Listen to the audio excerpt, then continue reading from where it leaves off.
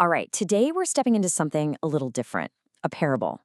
This isn't a story about data or facts, but about the very soul of reading and writing. We're going to explore a pretty radical idea about what it means to truly engage with a text and what it takes to write something that actually matters. Our whole journey kicks off with this powerful, kind of provocative statement written with his blood. Now, obviously not literally, but wow, it sets a dramatic stage, doesn't it? This tells us right away we're not talking about just ink on paper. We're talking about life, about sacrifice, and an honesty so deep it costs the writer a piece of themselves. This one idea, this is going to be our guide. So, first up, the parable drops us into this place called the marketplace of the spirit. I want you to picture a bustling square, but it's not filled with merchants selling spices or silks. Nope, it's filled with scholars trading in ideas. But listen closely, because as we're about to see, something is really, really wrong in this marketplace. This paints such a vivid picture, doesn't it?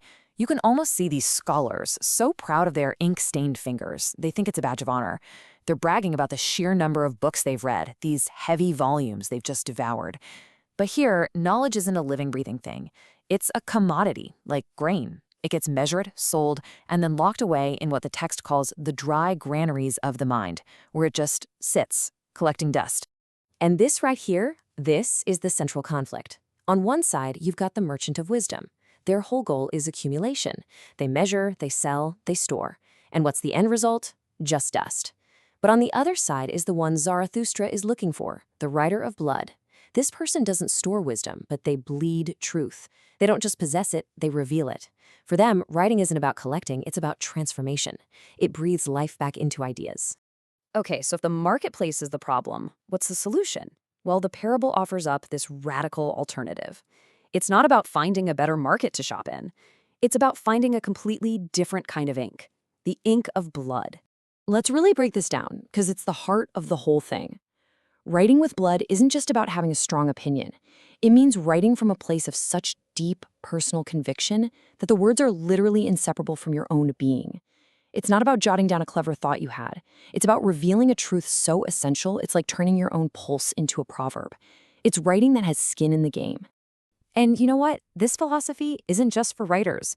It applies to us, the readers, too. Zarathustra gives this really stark warning against just passively consuming things.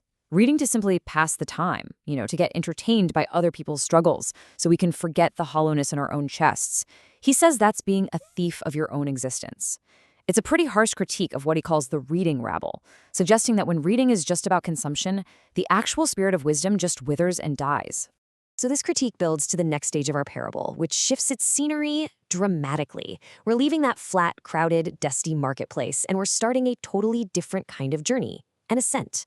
True reading, we're told, isn't like strolling through a market. It's like climbing a mountain. This is like the mission statement for the true reader and writer. They reject the easy, flat ground of the plains, the simple ideas and comfortable opinions of the common tongue. They actively seek the heights, the difficult terrain. The writer of blood isn't writing for the people down in the valley. They're writing for those who have the lungs for the thin air at the summit. And let's be clear, this journey is an active, really tough process. First, you have to leave the comfort of everyday language behind. Then, you start to ascend the author's jagged rocks. You're grappling with their difficult sentences, their challenging ideas. This leads you to face the abyss of deep thought, all those unsettling questions the work brings up. The goal isn't just to understand the book, it's to stand on the very same precipice as the author, to see the world from their terrifying and exhilarating point of view. The point of this climb is not comfort, not at all.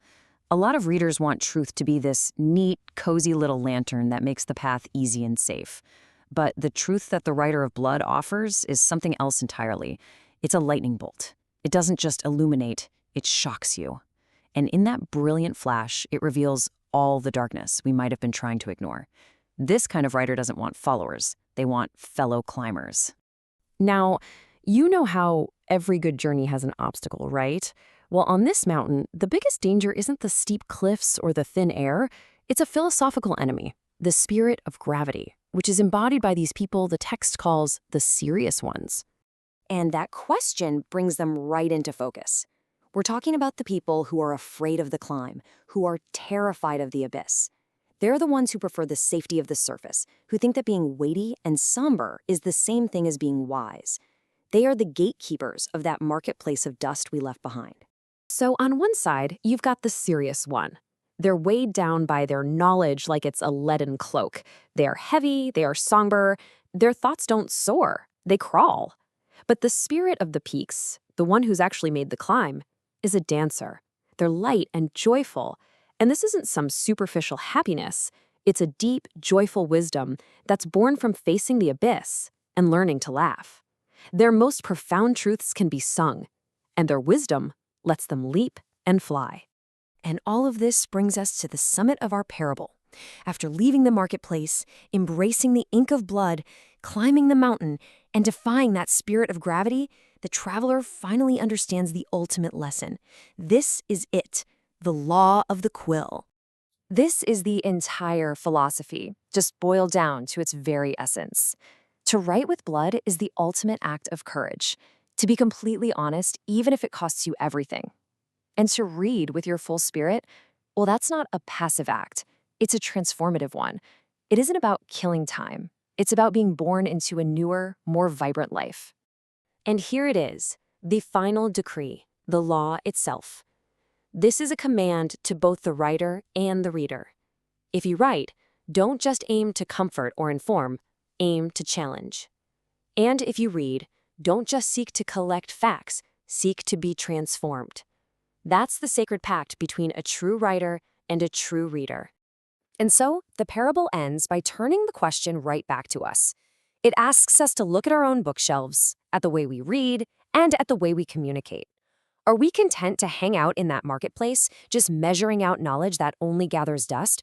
Or are we willing to take on the difficult, the dangerous, and ultimately the life-giving ascent? The choice, the parable tells us, is ours.